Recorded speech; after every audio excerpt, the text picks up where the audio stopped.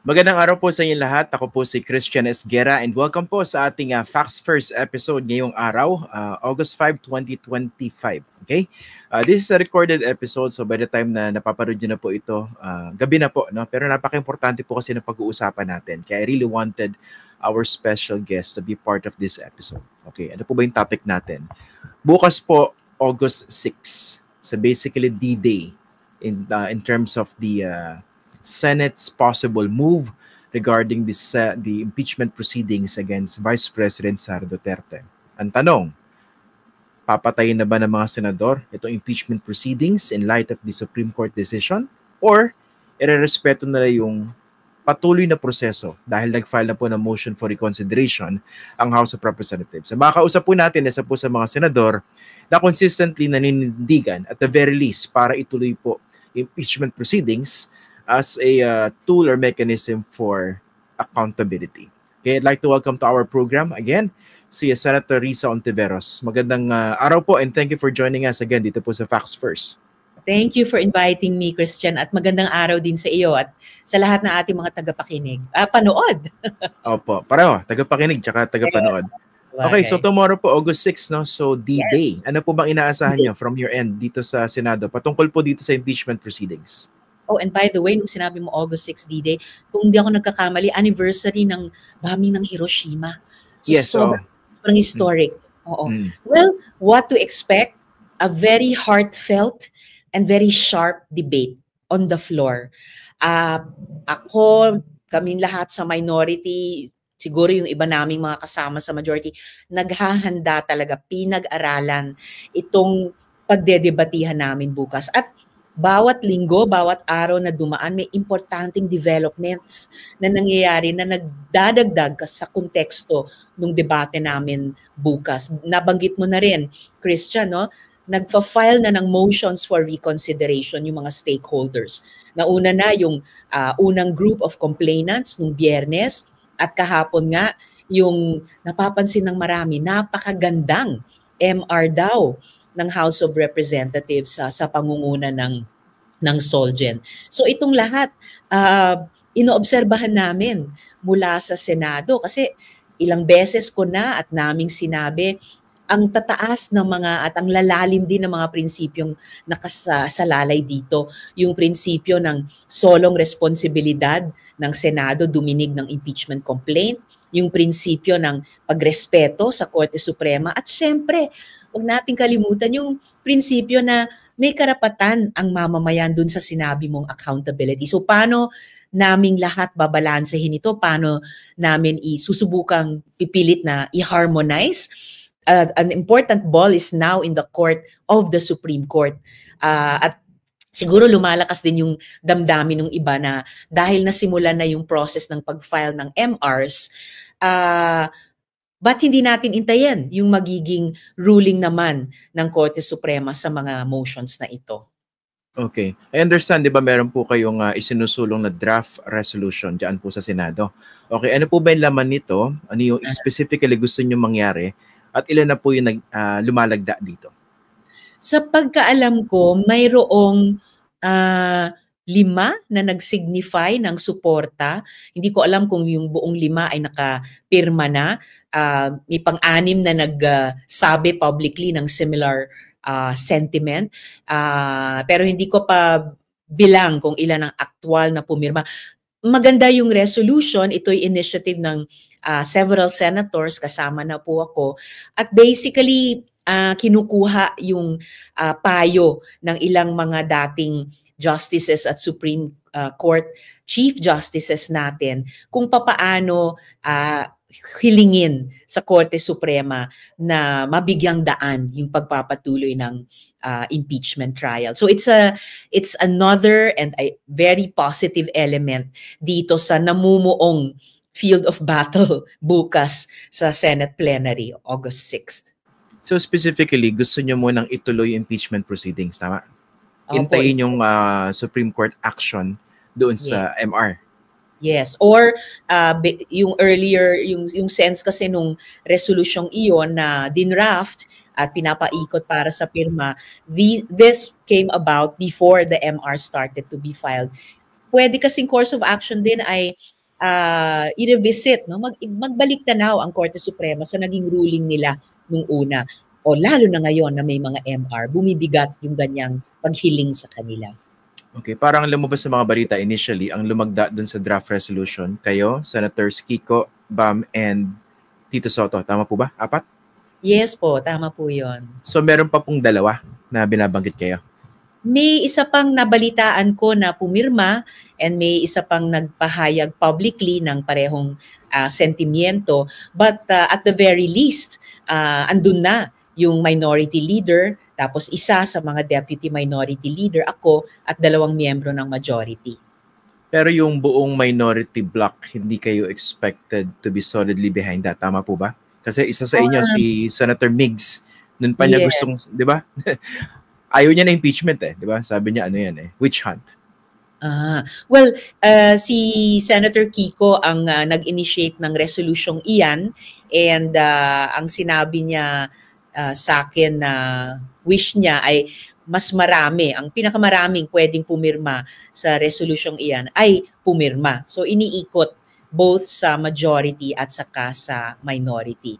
And sa amin naman, sa panig ng minority, talagang pinaghahandaan din naman namin yung field of battle, ika nga, where all these initiatives, pati yung reso, will come to the fore. At yun na nga yung bukas. Opo. Inisip ko kasi kung yung mga dynamics diyan po sa chamber ninyo sa Senado. Kasi you have a specific group of senators na at least based on my perception, kahit anong paliwanag ang gawin, talagang mga baka Duterte yan, at talagang nun pa sila gigil na gigil patay yung impeachment proceedings. So how do you intend to deal with that particular block? Tapos can you describe kung meron ba talagang grupo ng mga senador na pwede pa talagang paliwanagan itong mga malalalim na prinsipyong binabanggit ninyo patungkol po dito sa issue na impeachment?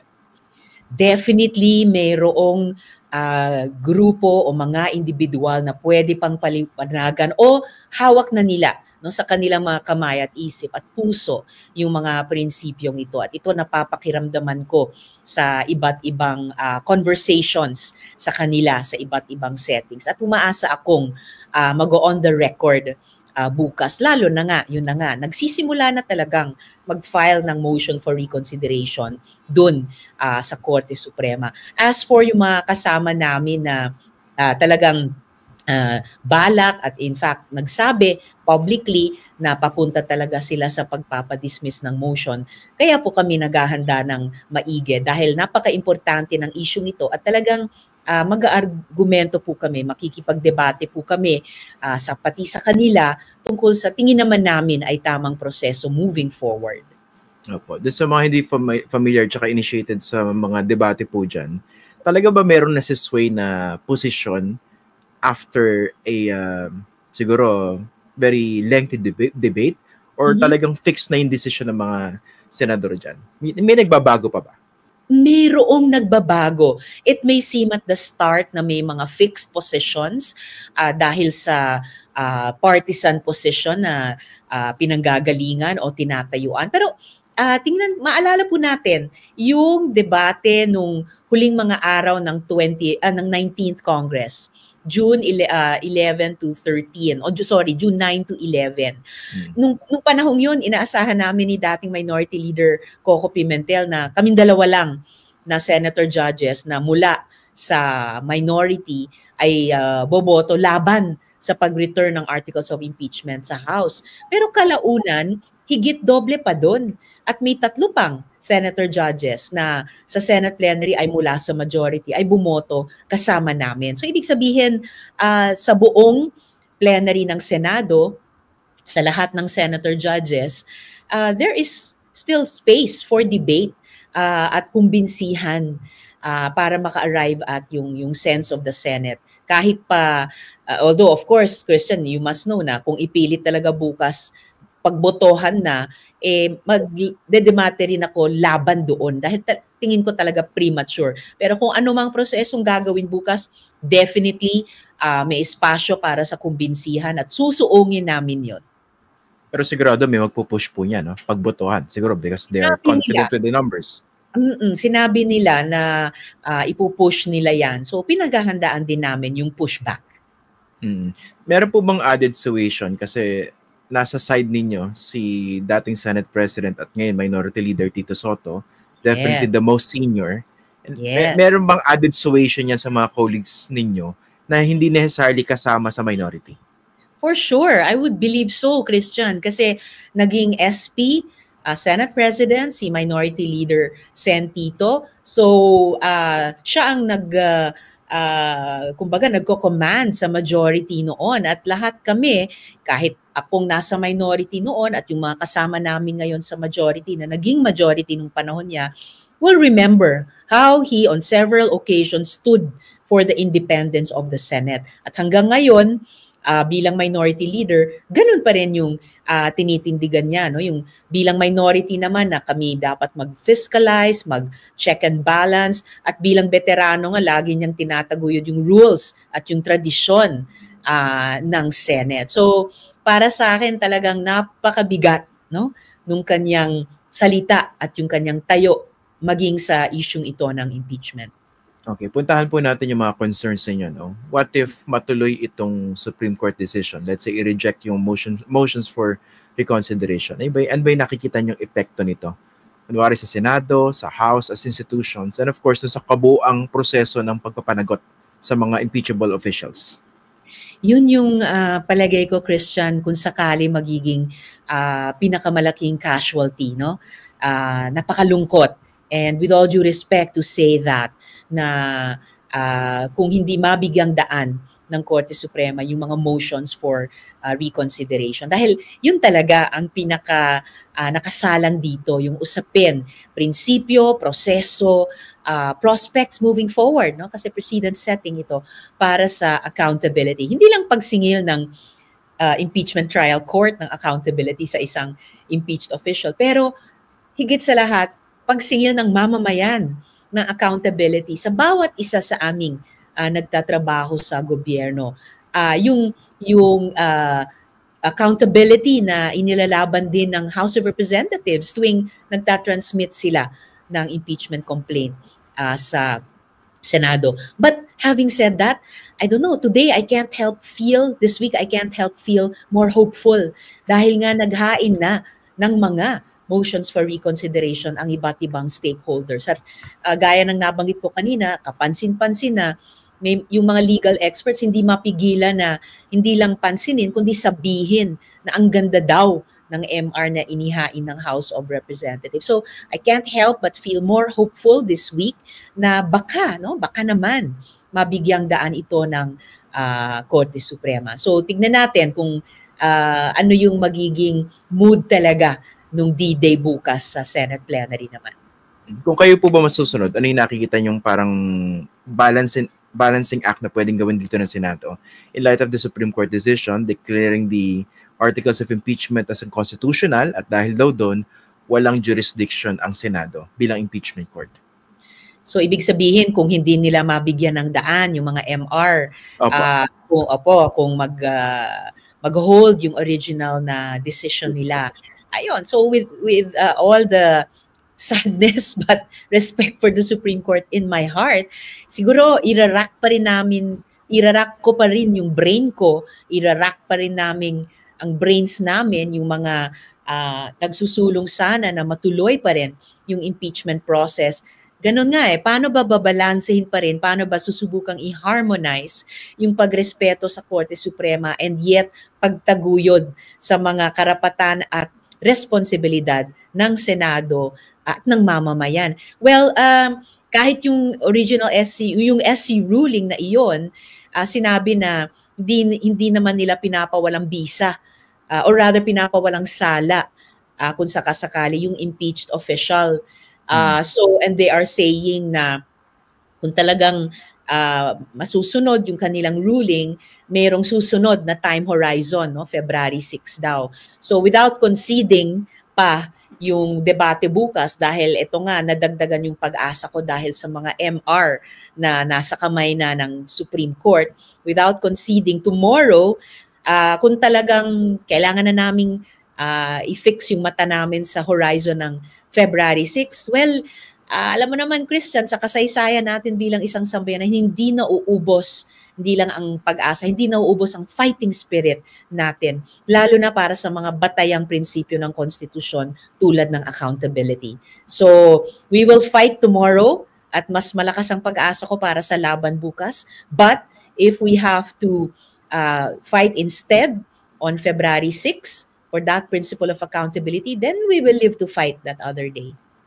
How important po yung public pressure? Kasi ngayon nakikita natin mounting, nagsasalita, binabanggit niya yung mga legal luminaries. So how big a factor are these? It's a very big factor. Hindi pwedeng deadmahin ng Senado, ng House, kahit siguro ng Korte Suprema, no? Ang public opinion. Nakita naman po natin kung gaano ka laki at kainit, no, karubdob yung mobilizations nung June 9 to 11. At nakikita natin yung pagmo-mobilize din ng ating mga mamamayan ngayon, online and offline, para iparamdam talaga sa Senado, iparamdam din sa Korte Suprema ang pagnanais nila na ituloy itong siguro pinaka-importanting proseso ng accountability na impeachment trial. So ako'y nagpapasalamat, in fact, Christian, sa ating mga kababayan na hindi nagsasawang iparamdam sa amin, sa bawat branch of government natin, ang kanilang saloobin. Kahit nga sa instrumento ng surveys, lumalabas, di ba? Big majority ng ating mga kababayan, whether pro-conviction or pro-acquittal sila sa impeached official, basta gusto nilang ituloy yung impeachment trial para may due process ang parehong panig at napaka-importante, marinig ng ating mga mamamayan ang mga ebidensya at witnesses sa bawat article of impeachment para sila din makapagtimbang, sila din makapagdesisyon at in a way makaboto. So hindi lang kami senator judges lamang ang boboto, pati yung ating mga kababayan. Binabanggit niya yung due process, no? Of course, yung importance ng rule of law. Ito lang naman yung sa akin, no? I don't know whether you share this sentiment. Pero naipokritohan kasi ako rin sa maraming mga DDS politicians, pati sa ilang mga DDS na colleagues po niya sa Senado, na all of a sudden nagpo-pontificate about due process, rule of law, in terms of protecting the due process and rights of the Dutertes, in particular Sara Duterte. Pero hindi natin nadinig yan nung may libo-libo yung pinagpapatay. No? Medyo napakatinding kaipokrituhan ang dating nun to talk about the rule of law. Imagine how the EJK widows and orphans feel. Pero gayon pa man, naninindigan, kapit kami, kahit yung mga sumusuporta sa EJK families at by the way, sumusubaybay din sa parating na pagdinig, no, sa ICC. Susunod na buwan na pala, bilis ng panahon. And kaya at the same time, we are insisting na kaya nga gusto rin namin ituloy yung impeachment trial dahil yung due process na dinenay sa napakarami nung nakaraan, pero pinaninindigan pa rin namin sa proseso ng impeachment trial na both sides, prosecution at defense, prosecution at impeached official, ay mabigyan ng due process. Ipresenta yung kanilang panig, kanilang mga ebidensya, kanilang mga witnesses at mag-question din yung mga ebidensya at witnesses ng isa't isa. So, grabe yung good faith, no, ng mga EJK families at lahat ng mga sumusuporta sa kanila na sinasabi na precisely sa ganitong mga prosesong pinaninindigan at ipinaglalaban natin, pati itong impeachment process, precisely we want to say na equal application of the law, due process of law for each and everyone. Nga pala, no, kasi I think this was yesterday or 2 days ago, no, may balita, pronouncement itong si Senator Jinggoy Estrada. If I'm not mistaken, nasa 19 yata, no, yung mga senador, yung mga colleagues ninyo, na who would vote for dismissing it. If I'm not mistaken, no, pero parang ganun yung direction. You think may pagbabago between then and now because of what's happening? Or baka naman fix na talaga yung numero, medyo nagiging overly optimistic lang yung grupo ninyo? Well, I never want to be overly optimistic. I'm always hopeful. Pero honestly, mas hopeful ako dahil nga sa mga MR na inihahain sa Korte Suprema. Kasi nga, kapansin-pansin eh. And kahit kami na mga senador, kahit kami na mga senator judges, of course would take note kung ano yung nagbabago at di nagbabago sa internal at sa external environment namin sa impeachment trial court. Kaya mahirap magpako sa isang numero dahil bukas pa lang yung talagang D-Day debate, parang DDD, ano? D-Day debate sa Senate plenary tungkol sa impeachment. And puspusang kumbinsihan yan. So I am hopeful dahil deliberative body kami na meron pang on the record sa kanilang pananaw at meron pang maaring makumbinse. Bakit hindi? No? Tingnan po natin. At kami, pag-iigihan po namin yan. Po, kasi inisip ko rin ibang mga colleagues ninyo, talagang gigil na patayin yung impeachment eh. Obvious naman yun. Iba naman medyo nagpapanggap na medyo objective, pero medyo obvious din naman. Naisip ko, parang ito na yung pinakaihintay nila eh. Supreme Court na nagsalita. So, kumbaga, gagamitin nila yan bilang justification to actually push for that initial position that they've had. Yung initial position nila, kung hindi lang nakabatay sa sarili nilang political convictions, pero dun sa nangyayari sa SC, oo nga, pero ngayon, yung ruling na yun ng SC ay inaapila, kumbaga. May motions for reconsideration na. So, kumbaga, mukhang hindi pa tapos yung kwentong iyon. Dahil ngayon may mga MR. At kung didinigin ng Supreme Court ang mga MR na yon, hindi ba dapat, sinasabi ng iba, common sense, intayin natin anong sasabihin ng Supreme Court sa pag-aapela sa kanilang ruling? Opo. Puntahan naman natin itong inyong mga inaasahang colleagues sana sa minority pero they decided officially to join the majority. Official na naman, no? Sina Senators Bam and Kiko. Now na naging official na po yan, ramdam ba talaga yung paghihiwalay? Or, kasi nagkakaisa pala kayo sa iba't ibang mga issues, di ba? Kunwari dito sa impeachment. So, how do you see that relationship na officially magkahiwalay kayo ng bloke, pero in terms of issues, united pala? Yes, may mga important na unity sa mga specific issues. Halimbawa, kagabi yung privilege speech ni Senator Raffy tungkol sa rice tarification law. Nagkakaisa kami ng posisyon ni Senator Kiko kasama ng iba pang mga senador sa isyung iyan. Magkasama din kami ng buong minority plus Senators Kiko and Bam dun sa resolusyon tungkol sa open bycam. At magkakasama din yung ilan sa amin dun nga po sa resolusyon tungkol sa impeachment. So, magkakahiwalay kami ng bloke sa Senado, pero at least yung mga party mates namin sa House of Representatives in particular ay marami sa kanila nagsasama sa isang bloke sa loob ng House minority. And in fact, nag-parallel resolution sila tungkol sa open bycam. Sa amin naman sa Senado, yung Senate minority at yung dalawang nasa majority. And ayun po, so we still have those building blocks at yun ay sinasama ko sa pangarap ko na patuloy na manindigan, magtrabaho ako sa loob ng Senado at palabas din para yun, magtrabaho sa mga issue ng ating mga mamamayan, lalo na sa ekonomiya, pati sa yung proyektong pagpapalakas ng oposisyon. Ito pala, no, kasi may mga nagtatanong sa akin, so I wanted this to come from you na. Kasi may mga nagpapatanong sa akin, nagsabi daw po ba yung dalawa sa inyo before they decided to move to the majority? Meron bang ganun pag-uusap? May mga pag-uusap naman after election day hanggang sa umaga nga ng opening of session. So yes, may pag-uusap naman. Nagsabi po sila sa inyo. And then, what did you tell them? Well, for one, sabi ko nga, kayo ang subject matter experts dun sa mga advocacies ninyo.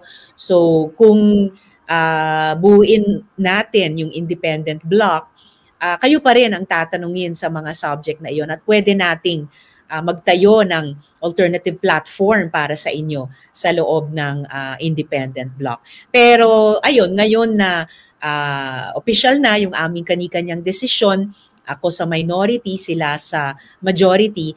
So at least lumalabas yung ganyang mga pagkakataon. For example, yun na nga sa agrikultura na magkaisa dun sa issue ng rice tarification law.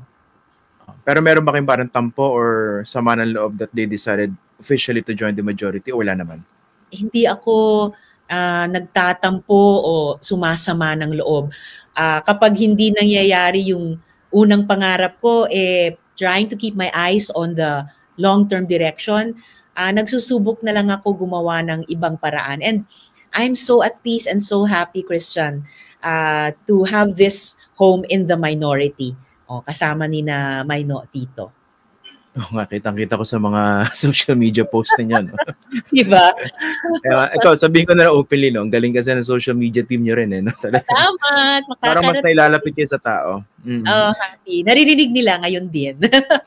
Magaling, seryoso. Salamat. Ito pa isang tanong. I don't know kung napapansin niyo po ito, no? Kasi someone called my attention to this and then parang merong yumayari sa inyo. I don't know, for lack of a better word. Siguro, puma-project, no? Within this so-called big tent of the principled opposition. In light of this fissure, officially lang naman, na hindi nyo nakasama si Bamen Kiko, officially sa minority. Pero yun nga, meron kayong mga issues sa pinagkakasunduan talaga. Nakikita naman yan, di ba, sa impeachment.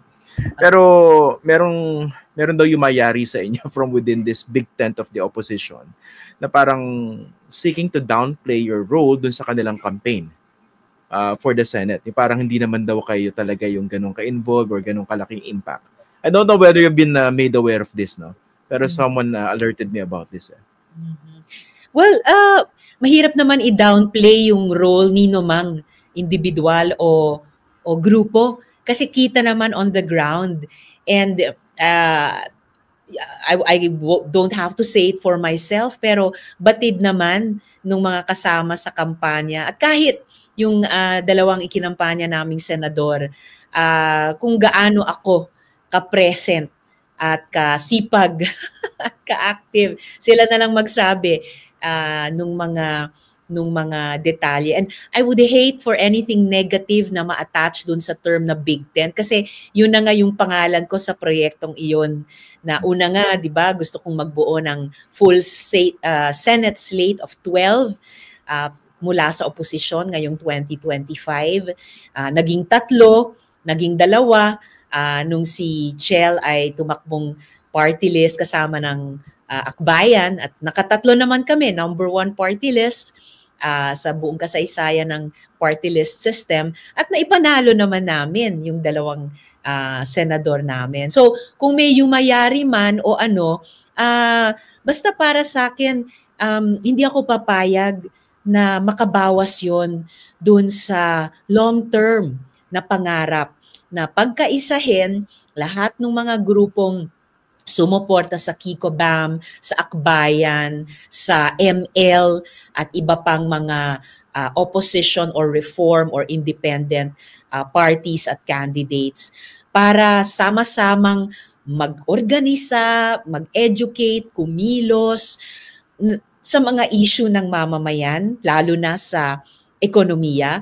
And within these, say, first 9 months after the election, magkaisa na paano ba tayo patuloy na maghahanda para sa 2028 and beyond, no? Para mag-offer ng maayos na pagtugon sa mga economic issues ng ating mga kababayan at mag-offer ng best offer on good governance. Yung mga pagyari, hindi ko talaga bilang isa sa mga tao at leader sa Big Tent na ito, hindi talaga ako papayag na maging pabigat yan at maging pag-decelerate niyan sa napakahirap ng labang ito. Hindi, kasi parang dating dyan, ito yung pushback nung siguro ilang mga sumusuporta sa kanila. Hindi ko sinasabing may basbas nila yan. No? Pero syempre, siguro yung pushback ng ilang mga taga-suporta nila na nasaktan nung na-criticize yung kanilang idol, di ba? So parang niyayari naman yung kunwari kayo. So yun yung dating sa akin, no? Well, kung nasaktan man sila, I have said this before also about yung mga kasama in general, hindi ko naman pwedeng i-legislate yung damdamin, nino man. Pero kung nasaktan yung iba sa kanila sa pagpuna, dun sa mga kasama natin, pero yung mga kasama natin mismo, I suppose also have a largeness of spirit na, I don't know, to take their own good stance on this. Basta, I cannot speak naman for anyone else but myself, Christian. Basta ang sa akin ay, yung invitation ko sa lahat ng mga kasama sa iba't ibang grupo ay pareho hanggang ngayon. Tulad nung nagsimula ang Big Tent Project nung 2022. Kasi right after yung general elections 3 years ago, nagsimulaan na akong magtanong, makiusap sa mga kasama para maghanda kami 3 taon para sa 2025. At kita naman yung mga resulta, di ba? Hindi na masama. Oo. Hindi talaga. Hindi talaga masama, no? So, para sa akin, panghawakan namin yon, and let's take it forward, not backward. Yung mga pa-backward na mga gawain, sana iwaksina. Well, bahala ang desisyon ng bawat isa. Pero for one, hindi talaga ako papayag na i-decelerate yung sa ngayon mas mabagal, no, or mahirap na ngang laban. We should keep our eyes and our feet moving forward. Kumaga, look at the big picture, the most important issues that you need to focus on. And all else, pwedeng noise lang naman talaga, no, na pwede naman ayusin. Oo. At yung hindi pwedeng ayusin, iwan natin sa gilid. Pero lahat, at naniniwala akong marami, lahat na of good faith, na willing makipagtrabaho sa isa't isa, mag-compromise para makapagtrabaho sa isa't isa, sumulong po tayo. Huwag tayong uurong. Wala tayong luluhuran. Okay, Senator Risa, maraming salamat po for joining us today. Alam ko, busy-busy kayo dyan sa Senado. Abangan po namin yung magiging debate dyan bukas. Please do. Okay. Salamat po. Magandang araw po sa inyo. Ingat. Magandang araw. Thank you po. Thank you. Yan po si Senator Risa Ontiveros. Nakausap po natin tungkol po dito sa D-Day dyan po sa Senado. Okay, bukas. Okay. At tapusin po muna natin ating episode, no? Kita-kita po tayo sa susunod na live episode po natin. In the meantime, maraming salamat po sa inyong lahat. Ako po si Christian Esguera. Magandang araw at magandang gabi po sa inyong lahat.